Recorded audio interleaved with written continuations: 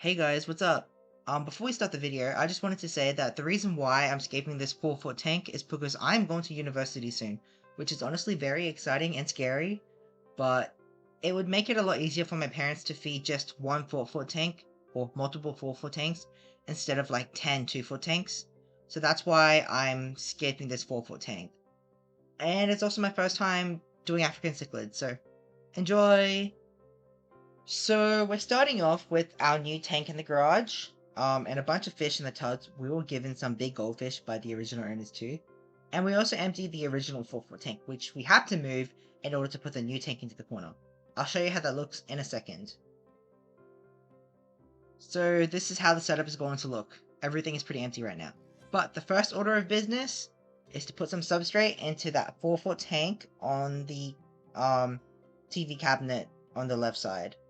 We'll be mostly focusing on that tank this video, and I'll explain why later. But yeah, so we just put some coarse sand in it first. And this is some footage of me just moving the sand around. Because these are African cichlids going in here, it doesn't really matter the layout of the sand because they usually sift through it and move it around anyways. But I just tried to make it as flat as possible, and I tried to make it a pretty thick layer so that the cichlids has plenty to play around with. This video is going really fast, but I also then started fiddling around with some rocks that I found. They looked really nice, and I thought that they would look perfect for this tank. So when it comes to cichlids or whatever, you should try to just play around with the rock structures until you find one that's perfect for what you like or the scape you're going for. So I just had a bunch of rocks available, and I just kept shifting them around until I found what worked for me. So you can see here that I'm just like moving it around until I find a spot that looks nice. And I just put it into an area that either like, oh, this looks great, or this will be alright here for now. And for cichlids, you want to add a lot of, well, at least for peacock cichlids, which are what these are, you want to have plenty of swimming space, and then just a few hidey holes here and there.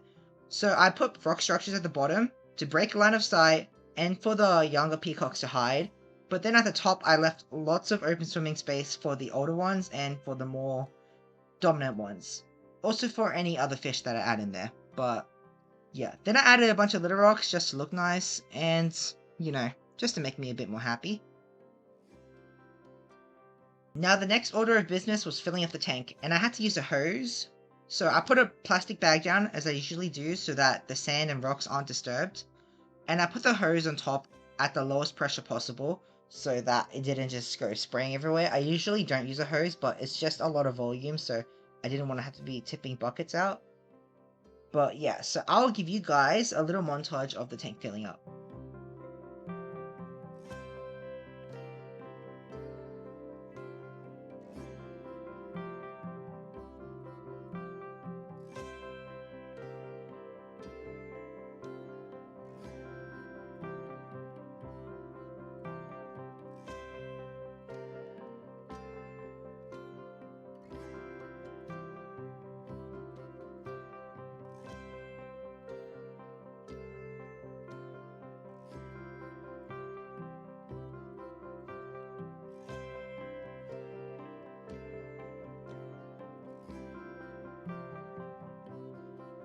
And around here, we had a little issue with the pressure being a bit too hard still, and you can see that it blasted to the side of the tank and started shooting sand everywhere, which was a bit annoying, and I didn't notice it for a while. But then I came back, I turned down the pressure even more, and then I shoved the hose into the actual bag and fixed up the sand. And then I just let it fill up a lot more casually, and then it was pretty chill from there.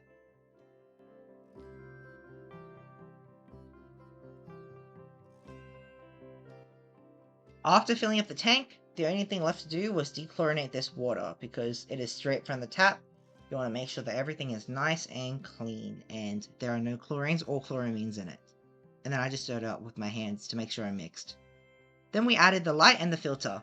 And bam, that's a nice bright light for this tank. You can see the filter on the side. It's only a little one, just to start the cycle.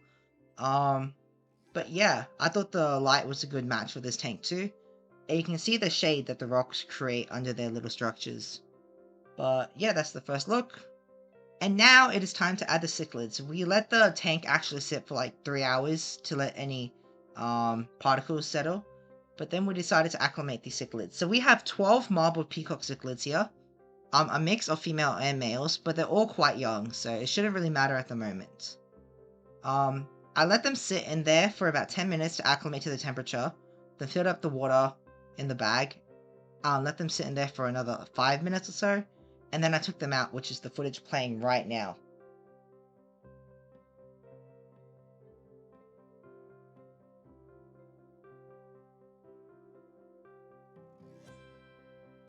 So you can see it's a nice assortment of different types of peacock cichlids. And you can see the more dull ones are definitely the females, and you can see the males coming through here. The colors are gorgeous. I love the blues and the yellows and everything. But yeah, so that's the first tank. Now, unfortunately for the second tank, you can see my footage was all blurry for some reason, which was really annoying. It was like 30 minutes of footage and it was all blurred, so I thought I might as well just cut it out completely. But I will show you the final product of this tank in a second. But yeah, unfortunately it did blur out, so we're just gonna have to skip it. This tank isn't too important anyways, because I ended up having to put goldfish in here, which are only temporarily, but I had to put goldfish in here. And as you know, goldfish do mess up scapes anyway, so the scape didn't really last long.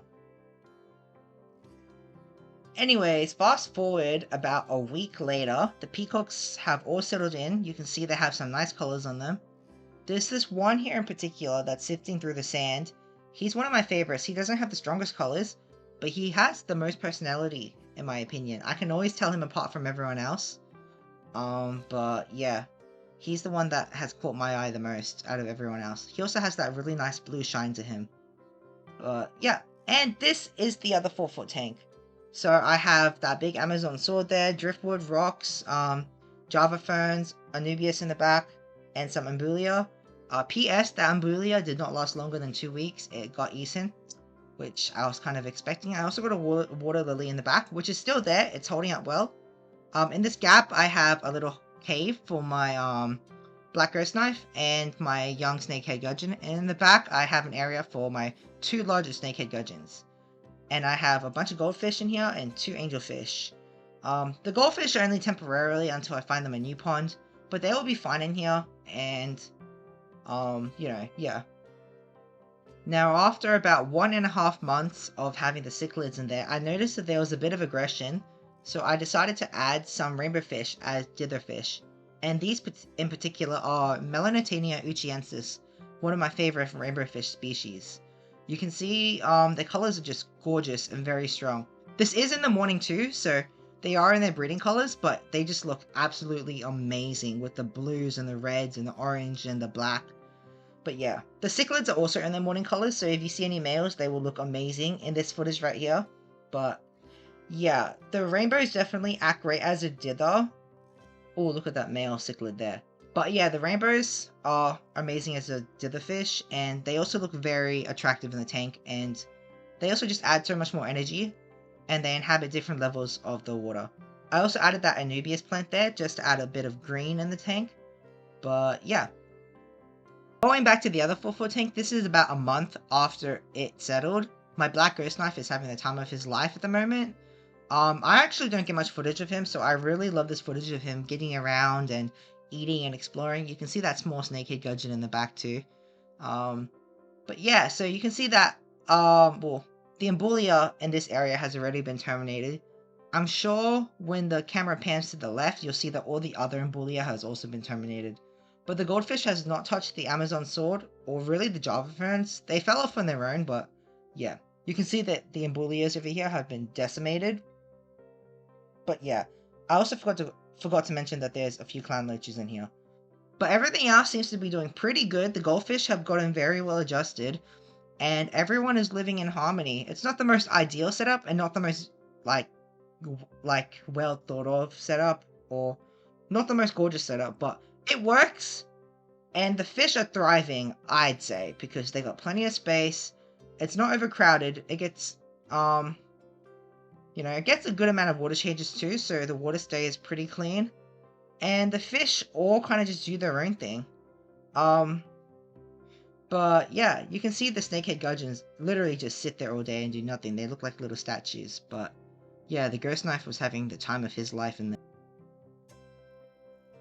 Anyways, that brings us to the end of the video. It was a short one, not that interesting, but I just needed to give you guys something to look at. Here's some footage of the cichlids close up. I love this footage, by the way. If you can see in the background from here to there, I also added some Siamese algae eaters just in case. And they're doing amazing.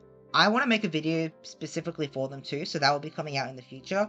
But yeah, thank you so much for watching. I'm not really an aquascape person, as you can probably tell by watching my videos, but I do enjoy making tank setups and stuff and making them look nice. I just obviously need to work on it. This is like only my second year of being an aquarist, so I'm not the most experienced, but I try my best. I do my research, and I want the best for my fish, is what I'm saying. You know, maybe it doesn't look the nicest to people, but the main thing is that my fish are healthy and not stressed. Anyways, more videos will be coming out in the future, so thank you so much for watching. Please subscribe and like the video. Comment ideas, because I always love getting new ideas. I will be posting fishing videos too, but yeah, thanks. I hope to see you in the future.